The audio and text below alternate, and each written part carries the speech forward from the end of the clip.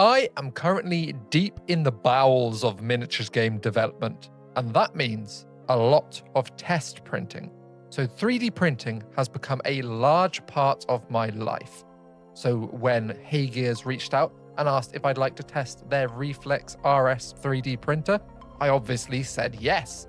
3D printing for me has been a journey of pain and learning. The learning curve that I have had to go through to be able to 3D print these miniatures on the printer I currently have has been a steep one. And they advertise on being beginner friendly and an easy way to get in to 3D printing. So let's see if that's true. First of all, this is a sponsored video, but I'll be damned if this channel is not built on honesty and my real opinion. So while I am being paid to promote this product, I will give information about this product and also my honest, actual opinion. No one can buy me, that's a promise. My opinion will always be my opinion, but I am happy to work with brands that I like and agree with. So a little brand intro to the company that I'm now working with on this video. HeyGears was founded in 2015, so they have a decade of experience. Their website looks very professional, very clean. All the machines look really lovely. And I have had friends who have friends who have had HeyGears printers. I don't know anyone directly who has a HeyGears printer, so I'm going in pretty blind. But the reviews I've heard through friends from friends have been really, really good. And even my sculptor, who is making my miniatures for me, one of their friends has a HeyGears printer, and they run a small miniatures company using it to produce their models. Now that is really, really good if you can just run your company from one 3D printer rather than paying for production of everything through a third party. Really good for small business owners. Now that is all good, but the thing I am interested in is this. Perfect for beginners. Is this true? Let's find out. First of all, the setup and some features I enjoy about this machine. I have not been asked to say anything specifically about the setup, other than to promote how good it is for beginners, but we will see. It is a standard that most 3D printers, resin ones anyway, come fully assembled, and you only need to pretty much put the plate on and the resin tank at the bottom. You get pretty much what you would expect in the box: some quick start instructions, some tools to help you release the miniatures from the plate and clean up, and also the power cables. So far, pretty easy, no extra gumph. Now, all of these connect to Wi-Fi and an app on your phone. I found this app very good, very interesting. You can check up on your printing from wherever. This is pretty good. And you can also install updates from your phone to your printer to make sure it is on the latest settings. And it does have a little screen here as well, where you can go through all of that on the printer if you didn't want to use the app. It auto self-levels, which is great. This means no messing around with the Allen key. And my favorite feature about the build plate is this one. It has a little hinged latch on the top, so literally no screwing around getting it on and off. Really easy to do. That's good when you're messing around with messy, sticky resin. Anything that makes it easier is better. Now, for the actual little tray at the bottom that you put the resin in, there is this pouring spout to reduce mess. I really do appreciate that. My other one does not have this. And then this bit at the back, which I'm quite a fan of. Now, they sell their own brand of resin, obviously. They are a 3D printing company, but it comes in these specially shaped bottles. This fits in a section at the back, and there's a little pressure thing in the top there, which latches on to the little spike underneath, and resin flows for you automatically into the tray at the bottom. This is better than other systems I have seen for this. My other printer does have something similar, but it's a literal pump with a tube that goes into the resin bottle itself, and it always gets clogged and is not usable, really. This, however, zero moving parts apart from the top of the bottle has a spring in it. This is really hard to break, and you could refill that bottle as well if you wanted to. This means that the resin constantly fills up as you print, so you'll never run out. Now, this is their software that goes with it. I wanted to test out the basics, and I'm going to use some of my test models here to see if I can use this software without having to Google anything. It all seems pretty apparent with all the tools on the left-hand side there. These are my test models for Union Jacked. I'm going to be comparing the prints I get out of this printer to the prints I got out of my other printer, which is a similar price point and claims to be 14K printing. I have high hopes for this. I have heard good things from a couple of people before HeyGears reached out about their printers, so I have high hopes. But first of all, I messed around in here to see if I could work out how to do supports myself, which I could, but I ended up just using their auto supports to see if it really is beginner friendly. If I just drop a model in and press auto support, will it be perfect when it comes out? Because that is rarely the case.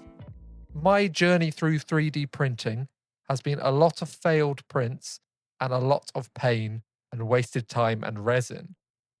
If this printer can just drop a model in, auto print it, and it goes first time, and I'm completely on factory default settings and just using auto supports, I'm gonna be pretty happy with this.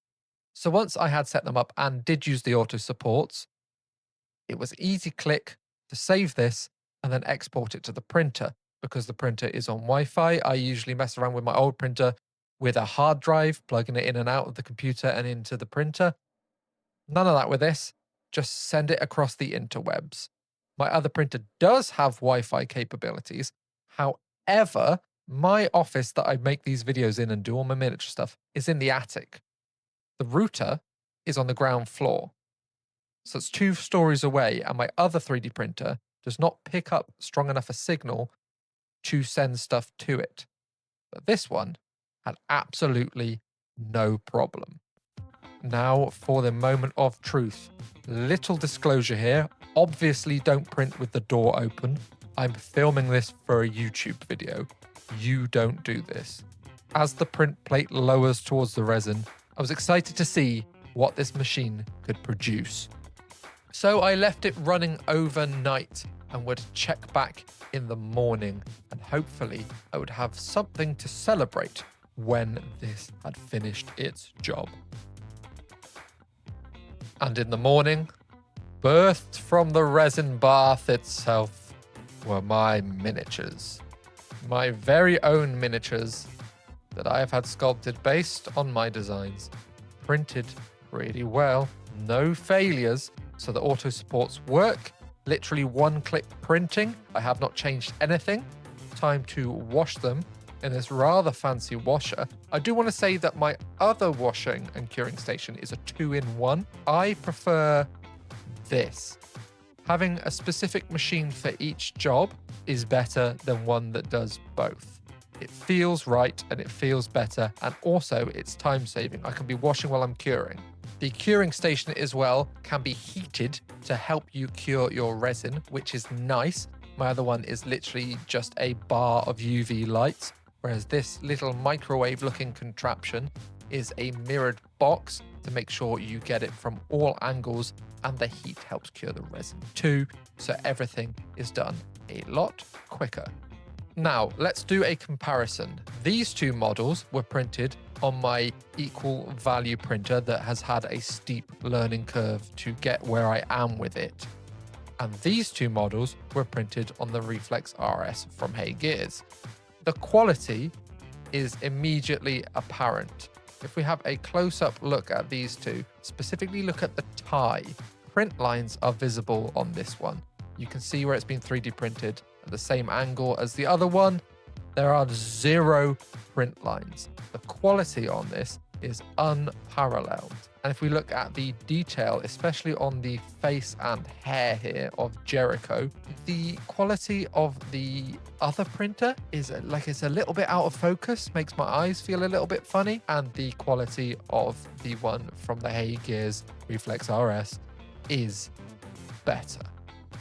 I kind of can't believe that I've been putting up with the lower quality of my other test print models. These ones just do not cut it. Now that I've seen the quality of the other ones, I will not be going back. This one is spot on. There is one small change for future prints I would like to make with the support system. I would like to change the location of a couple of supports. Now that is very easily done in the Blueprint software. It's not a big change, it's just a little change. I want to move some of the points on the bottom of the feet so that the connections don't overlap the edges. This is going to be easy to just select them and delete them with the manual support option. So find one that overlaps a little bit too much. Oh, I don't like this one here on the side. Delete that one, delete that one. And these ones are the main ones I want to sort out. So this is quite an important structural one, it's telling me, but I'm going to get rid of that and then try and place it underneath as close to the edge as I can without overlapping, just to make cleanup slightly easier. But saying that, this is being very picky. Cleanup wasn't a problem really anyway. I would just like it to be more satisfying and the only connections on the feet be underneath. Now it is time to test different resins they've sent me. So they've sent me this one. This is the PAF10, which is the PVC-like one. So it's got a little bit of rubber to it. This one is one of the next ones I'll be testing. This is for high detailed models. It is the same price point as the PVC based one. So let's see if the detail is different. And then also there is a third more cost effective resin, which is the standard modeling resin here.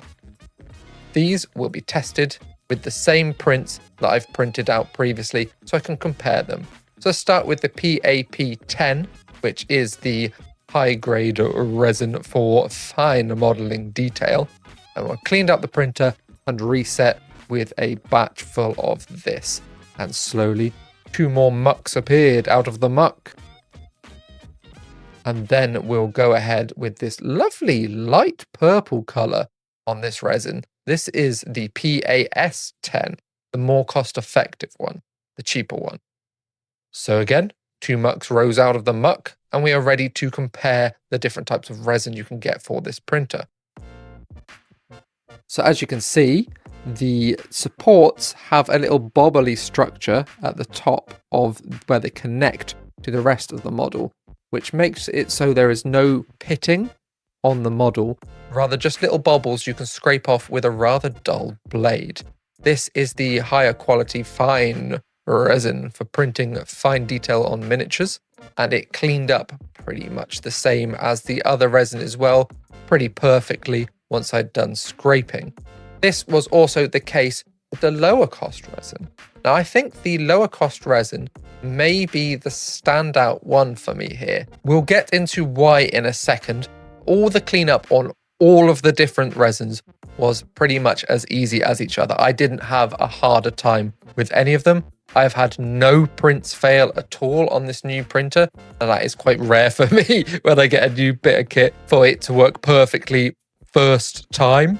That never happens. I have some kind of technological curse. These are the first prints I did. They are the PAF10 flexible production resin. So they are durable and flexible to avoid breakages, which is a really good property in your miniatures because God knows I dropped mine. So that is quite a good property to have when you're making your own miniatures. Now we'll compare that to the next resin, which is the PAP10, the precise detail resin. And those details are looking mighty crisp on there. Of course, it hasn't got that slight spring to it that the other resin has, but the details are incredibly good. Now, have a close-up look there. I don't think there's much in it, but I do think the PAP10 is a little crisper, that lighter model there. Now to the PAS10, the standard modeling resin. Now this is almost as good as the other two. This is, for the cost of it compared to the other two, this is fantastic. This is my standout star of the resins. For its cost, It does an amazing job in this lineup. It is the best one. Now, time to do something experimental. This is Skid. Skid has become the mascot for my game. They were the first character I designed, first character I painted. They are as punk can be. So I'm going to do something special here. I'm going to make the biggest skid possible in one print on this printer. This is going to test whether it can handle a large print. Again, I will be going with straight factory settings. I will be lowering the quality slightly so that it doesn't take 2 days to print. It only takes 1 day to print, so I can get it in this video in time. This also gives me the opportunity to try out a couple of tools I haven't tried yet in this software's arsenal, like the hollowing and also putting holes in the miniatures for drainage and interior supports that are auto-generated. So everything again is on basic standard settings. Nothing is going to be tampered with, just a lot of fiddling to make sure it fits the build plate. And the maximum size I could get it up to was 560%. So this is going to be the biggest skid I can print without it clipping through the edges of the build plate. I am looking forward to seeing this model at this size and painting it so I can take it to conventions when I go and try and sell my miniatures directly to you. Of course, I'm going to do one for the Fuzz as well, the other faction. I'm going to use Sergeant Smith here. But printing miniatures at this scale when they're not designed for it is gonna cause issues. Luckily, there's some features here you can use in the Blueprint software that are going to help with this. So we've got the printability option in the controls here. Now this gives us a little report on how to optimize exactly what we need to do to make this thing printable, and we can optimize it and confirm. This is going to be our first step in making this thing printable at this scale. Well, it's not designed to be printable at this scale. And now the second thing we can do is, first of all, I want to see what it looks like on the actual plate to see how big this thing is going to be in real life. Lovely and chunky. The next thing we can do is sort out any repairs needed. Now, being designed for such a small scale, it's likely that you're going to have holes and bits and bobs when you blow it up to this ridiculous scale. We can just repair that with one click of the repair button. So any problems it's got here, repair, it thinks about it, and they are gone. And you get a little report of what's left. Nothing. There is nothing it couldn't repair. Now, if you are having issues with any prints after this stage, after you've repaired it and done all the printability stuff, there is an inbuilt technical support in this software. There is also options when you slice. So when you go to slice here, you can see the Z compensation, anti-aliasing and fuzzing features help you smooth out your model, avoiding layer lines if you are receiving any. I am not receiving any. But there is also the wiki that they've got on the website for all of their products. So if you are having any issues, you can go to this website and have a look at all the specifications and tutorials on how to use stuff that you have bought from them. This is a really nice kind of customer service feature I haven't seen from a lot of other 3D printer companies. I've had to rely on other people's YouTube videos. They're making them themselves so that you can see what you need to do and what is the correct way it should be done, not the best way someone on YouTube thinks it should be done. And with all that ready, it is time to finally start printing these ginormous miniatures. I patiently waited for an entire day to see what had come out, and if this printer was going to be revolutionary in the production of my game. But right now, I would like to thank my Patreons for always supporting me. Thank you very much. Your names are going to be on screen now. If you would like to join the Patreon and help a small creator make these YouTube videos and also help fund this indie game that will be out early next year, ? I think that's the time scale I'm aiming for. But if you would like to help support that, the link is in the top right corner now. While Skid rises from the goo, I just want to talk about the production methods that I was going to use for this game. Now, it was going to be traditional resin casting because I didn't have faith enough in 3D printing to produce a perfect print with no layer lines and no flaws. And that was due to my bad experience previously with 3D printers. And being in this industry and hobby, I also have friends with 3D printers, and the 3D prints they were getting out were no better than mine. But this printer has changed my mind. If I can produce my miniatures in small batches myself and tidy them up and package them up perfectly for you, this will bring the cost down of starting the game dramatically. I've already spent a bunch on sculpts. It would be great if I could save on the actual production by producing it myself. Cleaning up the supports even on this giant miniature is very easy. A little bit of warm water, the standard way you remove resin supports, and dunk him in there and give him a little bathy bath. Once this is done for less than a minute, you should be able to pull these off smoothly. And with all of these resins, I haven't had a single problem with it, say, shattering a small point on the miniature, like pitting the miniature. Everything has come off very nicely and very smoothly, even in large handfuls on this giant miniature. Once it's come off, it is ready for a little scrape to get rid of those balls we saw earlier that help the supports connect nicely. But otherwise, it is a very easy process. A few little bits in the smaller areas I couldn't get a finger in. I'd use a little tool to poke out of there before giving him his nice alcohol bath and then putting him in the big Curie microwave looking machine to finish off this giant print for the end of this video. Now this is Skid, normal size Skid. You may remember them from the video I painted them in, but you may be able to see some mammoth feet either side of them. This is Big Skid. Yes, this 3D printer can handle a massive hollowed out print with ease, and also the auto supports work perfectly for this scale as well. I've printed this in the slightly lower resolution to make sure it was a timely print and it only took 1 day. But it's also perfect. On a close-up inspection, I cannot see any layer lines. Yes, there is still a little bit of tidy up to do where the supports were and filling a few holes for drainage, but this is another perfect print.